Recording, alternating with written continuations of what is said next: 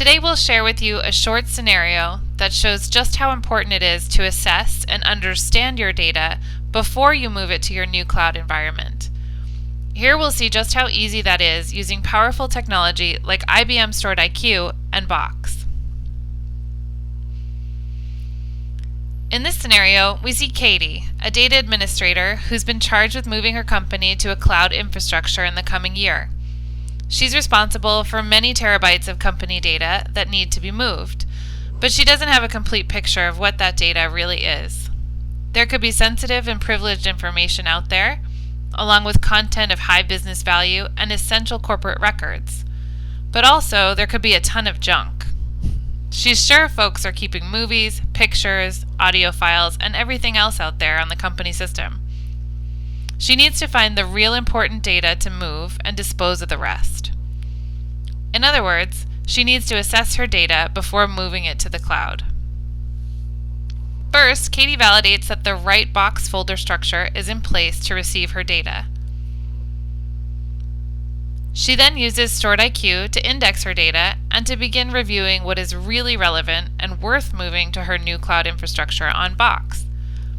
Having completed her initial review of data from multiple sources, including repositories, file shares, or social communication, she uses filters for the age of her information and the date that it was last accessed. Katie knows that files that haven't been accessed recently, like years, are probably not of high business value. Or if they are 5 or more years old, she can likely leave them where they are when she moves other data to the cloud. She starts with an easy-to-use view of this data. Katie's next steps will be to apply more filters or overlays to the data and to look for specific files. Katie is shown a heat map that helps her focus her efforts. She now knows where her rot is, her redundant, obsolete, and trivial data. Oh goodness, look at all this! This is definitely not critical to anything business related. Katie can and should move or dispose of this content prior to her cloud migration.